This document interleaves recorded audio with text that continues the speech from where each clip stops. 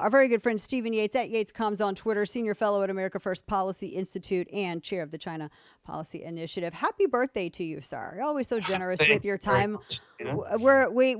I would get in trouble with the fire in the studio, but I'm just giving you a fake cake right now, a make believe cake.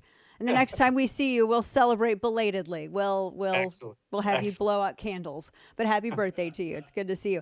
I wanted to get your thoughts on this because I really felt that everybody during the debate was so eager to flex one on the other guy that we missed a crazy big opportunity to actually talk about what that meant. Because there are few options in this area, and we have made it that way because we've refused to take all of the easier options before we've gotten to the point that we're at now. But just kind of like your general initial thought when you first heard, well, yeah, then after we get our own we can do our own semiconductors. Then China can have Taiwan. I mean, that's what he said, and I thought that's appeasement. That's never worked. Your thoughts? Yeah, well, obviously it was not music to my ears. I'm sort of used to people saying things in sound bites and then wondering where was the context? Did I miss something? What have you? I very much disagree with the idea that the only interest the United States of America has in Taiwan or the Communist Party of China is seeking to take over Taiwan is just, are we dependent on Taiwan for advanced semiconductor chips? And even if I believed in that kind of framing, one should never, ever give a timetable for appeasement to a dictator who is on the march. I mean, it's not as if Xi Jinping woke up today and said, should I be stepping on the freedom of the Uyghurs? Should I be stepping on Hong Kong? Should I be threatening Taiwan? Should I be supporting fake police stations in the United States? Should I give a little bit of COVID to the American community just to spice things up?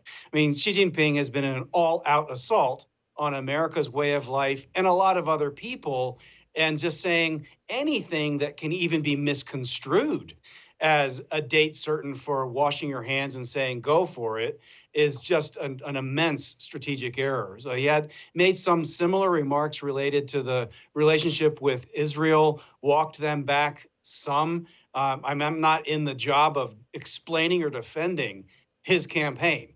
But I think that it is dangerously mistaken to give any hint, even if it's by accident, that it's okay to just go ahead and chomp on Taiwan because the 23 million free people deserve to buy greater self-defense, maybe start there.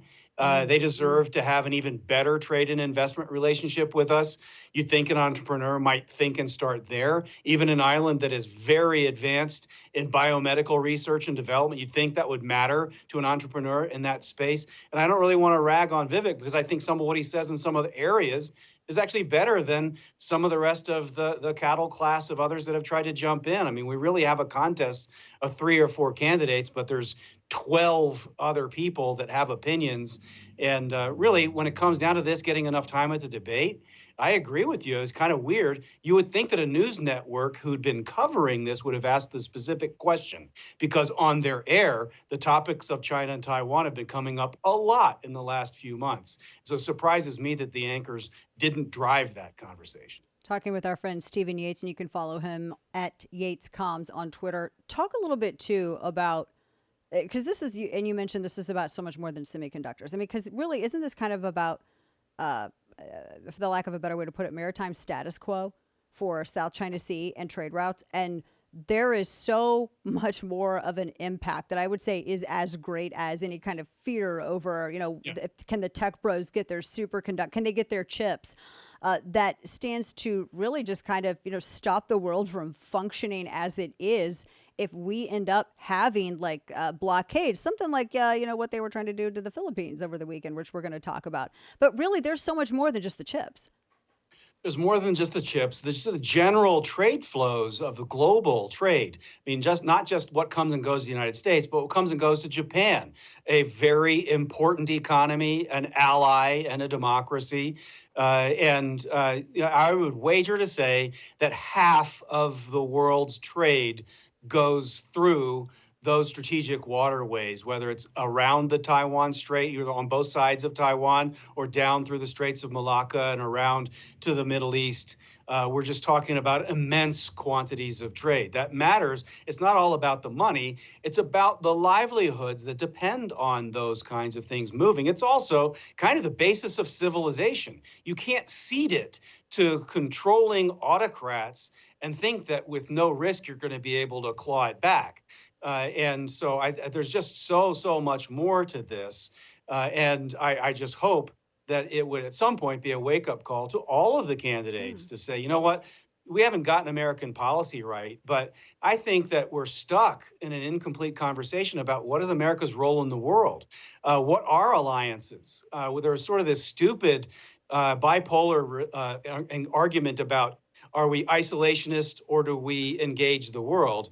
And life is never all or nothing. There's a lot in between.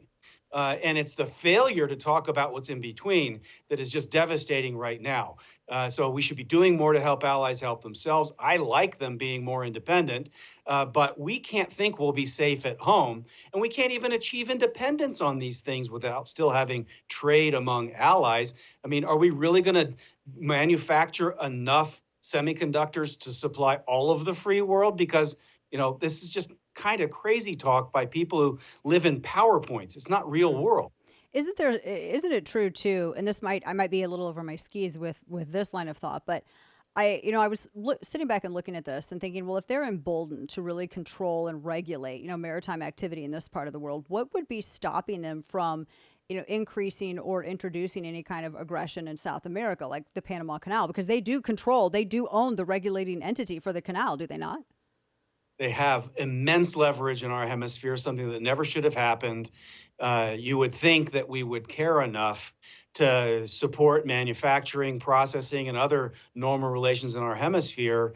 But for much of my career, the only regions of the world that our leadership tended to pay attention to were Europe, for reasons that frankly escape me, the Middle East, for reasons that should be obvious to anyone who's watched recently, and Asia. All very good cases for the Middle East and Asia, areas that could save or destroy us in some ways if we do things right. But we neglected our own hemisphere. And yes, China, Russia, Iran have been playing in a devil's playground in our own hemisphere. And that's on us. But we could have a fundamentally different relationship with this hemisphere. It would push back on China's encroachment in important and strategic ways. And yes, the Panama Canal should matter to us. Maybe we shouldn't have sold it. Maybe we should take more seriously the idea of improving relations to make sure that we can guarantee that safe passage for ourselves and our friends. I mean, all of this is stunningly simple, and it's kind of shocking that here we are in 2023. Talking with our friend Stephen Yates, the BRICS invitation, the expansion of BRICS, that I don't think has enough people worried. And I am just, my jaw's kind of on the floor still at how that's not even above the fold in any kind of, I don't see any discussion of it on cable news.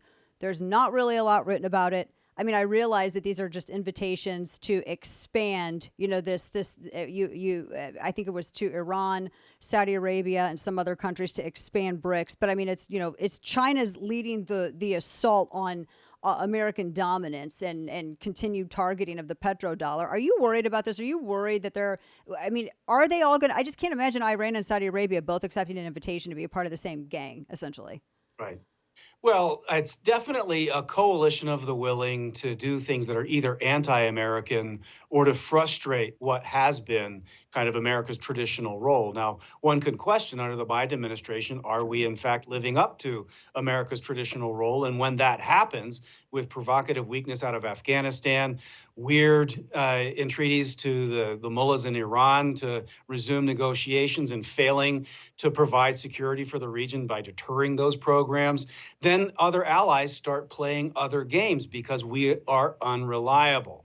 Now, when I say the we, it includes all of us in America because we are stuck with the leadership we have at this moment. But if we don't start shifting course and have real leadership with real strategic priorities that go back to things like the Abraham Accords in the Middle East as a different path to peace and prosperity, go back to actually reinvigorating trade among allies and development with Asia that leaves China out.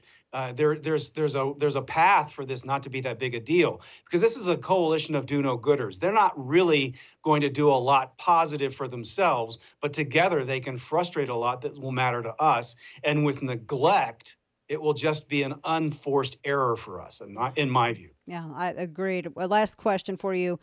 Over the weekend, Chinese Coast Guard decided to block a bunch of Philippine vessels. They near this disputed shoal. They keep saying that they own everything basically in this part of the world. They had U.S. Navy planes circling overhead. You had two of these Philippine boats.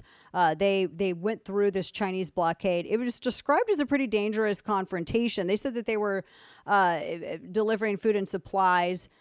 Talk to us a little bit about this. We're fighting literally over a shoal. I mean, by we, I mean, like, really. I mean, there's this standoff. Anything over there, they want to claim it as their own. It's like the seagulls in Finding Nemo. Like, anything that they see on the dock is theirs.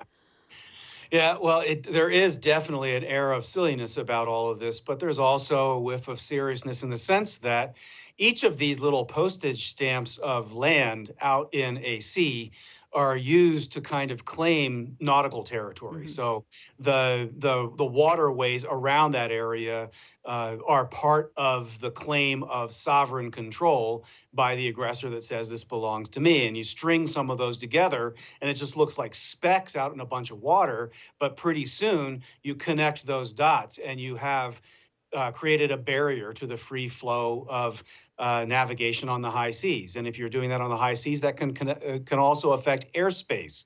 And so that has civilian and military consequences. There was a time when Secretary of State Hillary Clinton took at face value, and so did President Obama, a promise from China's leadership that they would not militarize these reclaimed islands in the South China Sea. And now we have satellite imagery of runways, buildings, and military material on those man-made islands. So a speck that doesn't seem to matter becomes something that matters over time. And I would also wager to say, if you're in the business of picking on the Philippines, it's pretty clear who the aggressor is. I mean, no one is out there spinning a conspiracy saying that the Philippines has some ideology that wants to upset the world and create a new world order. I mean, you're hitting the best karaoke singers the world has ever known. Manny Pacquiao. And some beautiful beaches and other kinds of cool stuff. Great food too. Yeah. But they're picking a fight with a country that is not at all expansionist, quite the opposite. And it should just be a litmus test for sanity for who's really talking about this China challenge the right way. Yeah, that's what I think, and I'm so glad you put it the way that you did. I don't think a lot of people realize they see these little skirmishes and they kind of brush them off, but it's like connect the dots. I mean, that means those are no longer international waters. So they have consequences. Happy birthday to you, my friend. And as always, thank you so much for being generous with your time. I don't know what we would do in a world without your expertise. Stephen Yates, as always, appreciate you. Thank you so much, Dana. Take care.